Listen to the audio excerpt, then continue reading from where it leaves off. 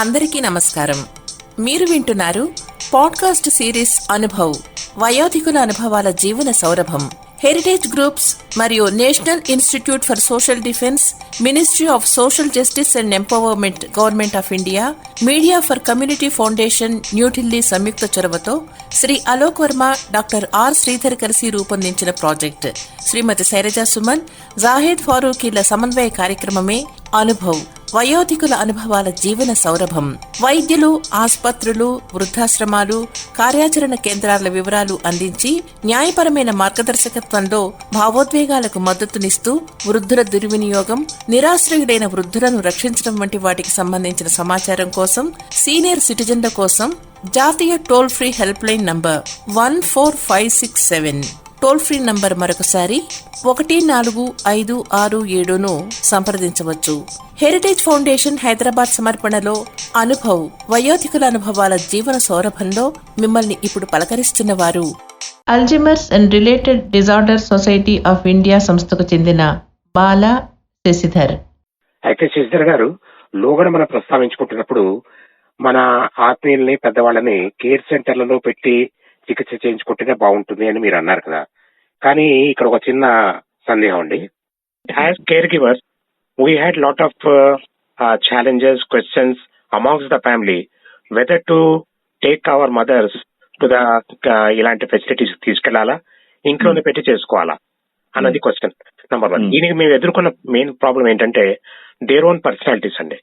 మా మదర్ గానీ, వాళ్ళ మదర్ గానీ, వాళ్ళ మనస్తత్వాలు. అంటే వాళ్ళు కొత్త చోటికి వెళ్లి ఎముడుతారా, ఎముడగలరా, అసలే ఈవిడికి ఒంట్లో బాగాలేదు, వాళ్ళు ఎలా చూస్తారో, ఈవిడ చెప్పిన మాట వినకపోతే వాళ్ళు కసురుకుంటారేమో, ఇలాంటి భయాలన్నీ ఉండడం వల్ల ఇంట్లోనే చూసుకుందాం అని చాలా కాలం తాత్సారం చేస్తూ వచ్చాం మా అత్తగారి విషయంలో.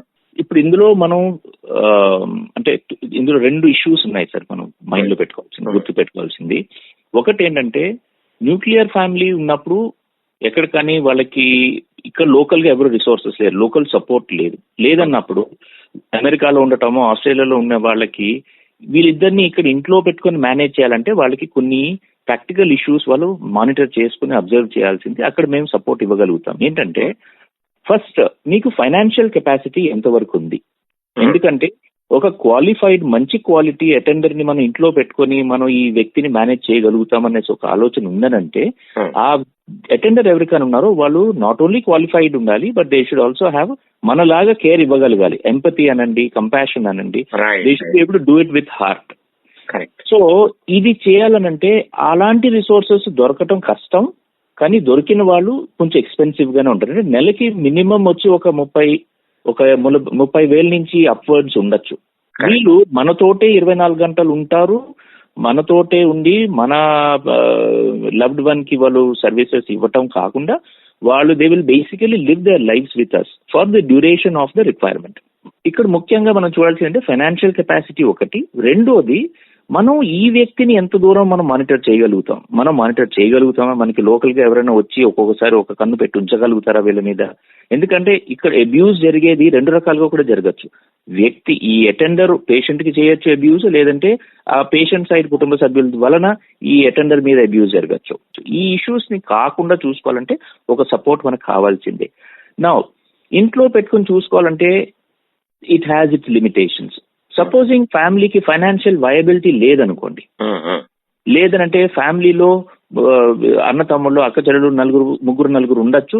ఎవరు ఒకే ఒక అగ్రిమెంట్ మీద ఉండకపోవచ్చు. అంటే ఒకళ్ళు అనొచ్చు, లేదు నేను మమ్మీని ఇంట్లో పెట్టుకుని చూసుకుంటాను అంటచ్చు, ఇంకొకళ్ళేమో లేదు అలా కాదు ఇన్స్టిట్యూషన్ లో పెడదామంటారు, మూడో వ్యక్తి అసలు పట్టించుకోకపోవచ్చు. ఇట్లాంటి సిచ్యువేషన్స్ లో ఫ్యామిలీస్ లో ఆ కామన్ అగ్రిమెంట్ ఒకటి లేకపోతే home based support can become a challenge. ఇక్కడ మేము చాలా మటుకు ఫ్యామిలీస్ తోటి ఇనీషియల్లీ బిఫోర్ వి అడ్వైజ్ మీరు ఇంట్లో పెట్టుకుని చూసుకోగలుగుతారా లేదంటే ఇన్స్టిట్యూషన్ లో పెట్టుకోగలుగుతారా అనేసి ఆ ప్రశ్నకి మేము జవాబిచ్చే ముందు first we have to do an assessment of the families own dynamics. వాళ్ళ ఫైనాన్షియల్ సిచ్యువేషన్ ఏంటి, సోషల్ సిచ్యువేషన్ ఏంటి, వాళ్ళ ఎమోషనల్ రిలేషన్షిప్స్ ఏంటి. అంటే ఒక ఎగ్జాంపుల్ చిన్నగా, మీరు if you give me an opportunity చిన్నగా ఎగ్జాంపుల్ చెప్తాను. మేము కొన్ని సంవత్సరాల క్రితం ఒక ఆర్టీసీలో పనిచేసి ఒక సీనియర్ వ్యక్తి ఒక ఆయన ఉండేవారు.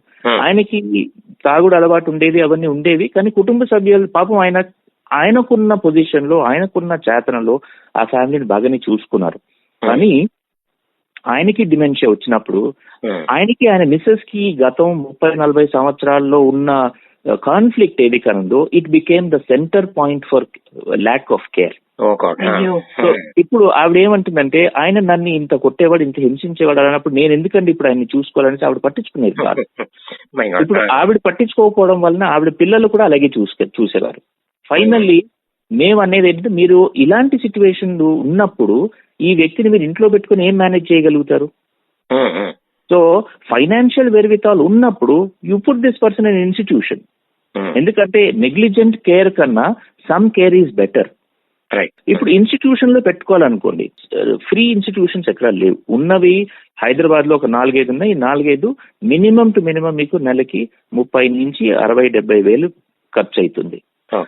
అక్కడ that is only room, food and some monitoring. అంటే వారంలో ఒక రోజు, వారంలో 2 రోజులు డాక్టర్ ఎవరో రావటం. Nursing care is very rudimentary. అంటే జనరల్ డ్యూటీ చేసే వాళ్ళు అటెండర్స్ లాగా ఉంటారు, 24 గంటలు వాళ్ళ దగ్గర ఉండరు, కానీ పేషెంట్స్ ని చూసుకోగలుగుతారు. శుభ్రత, వాళ్ళకి భోజనం పెట్టడం, వాళ్ళకి కొంచెం ఎక్సర్సైజ్ చేయడం, ఇవైతే కామన్ అందరికీ ఉన్నదే సర్వీసెస్ ప్రొవైడ్ చేస్తారు. కానీ మనం మళ్ళీ కొంచెం క్వాలిటీ ఆఫ్ కేర్ మీద దృష్టి పెట్టామంటే కంపల్సరీగా వీళ్ళు ఇన్స్టిట్యూషన్స్ ఏవైనా the better the quality of service, the higher the price. అంటే ఇందులో ఒక పాయింట్ సార్ మనం గమనించాల్సింది, ఇంట్లో కూడాను చాలా మటుకు కుటుంబాల్లో వాళ్ళు ఏమనుకుంటారంటే మాకు ఒక నర్స్ కావాలని అనుకుంటారు. కానీ డిమెన్షియాలో nursing care is just 10% of the total care that is provided.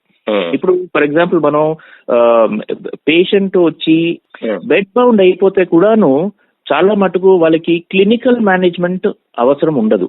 అక్కడ రెగ్యులర్ గా వాళ్ళ మందులు ఏవైనా రెగ్యులర్ గా ఇవ్వాలి ఇస్తున్నాం, ప్లస్ వాళ్ళ గ్రూమింగ్ ఒకటి, అంటే వాళ్ళ హైజీన్ మనం చూసుకుంటాం, అండ్ బెడ్ సోర్స్ అవి రాకుండా చూస్తారు.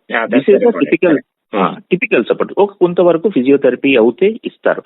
నా దీనికి మీకు ఒక నర్స్ అవసరం ఉండకపోవచ్చు. ఒక general duty assistant who does most of this is available. కానీ అన్ఫార్చునేట్లీ మేము ఎక్కువగా వినేది ఏంటంటే లేదండి మేము జనరల్ డ్యూటీ అసిస్టెంట్ మా పని మనిషి కూడా అదే పని చేయొచ్చు కదా అని అంటారు. కానీ పని మనిషి ఇంట్లో 4 పనులు చేసుకుని ఒక వ్యక్తిని చూసుకోవాలంటే అది కుదరని విషయం. అది అందుకే ఈ జనరల్ డ్యూటీ అసిస్టెంట్ కానీ మనం తీసుకోవాలంటే మినిమం టు మినిమం రోజుకి మీకు 600 రూపాయలు ఖర్చు అవుతుంది. సో నెలకు వచ్చేటప్పటికి 18,000 నుంచి అప్వర్డ్స్ ఉండొచ్చు. సో ఎట్లా చూసుకున్నా financial viability becomes central to deciding whether to put them in institution or at home. మన దేశంలో ఆర్థిక స్తోమత బాగా ఉన్న వాళ్లకే కేర్ సెంటర్లలో పేషెంట్లని పెట్టి చికిత్స చేయించడం సాధ్యం అని అనుకోవాల్సి వస్తుంది కదా మరి.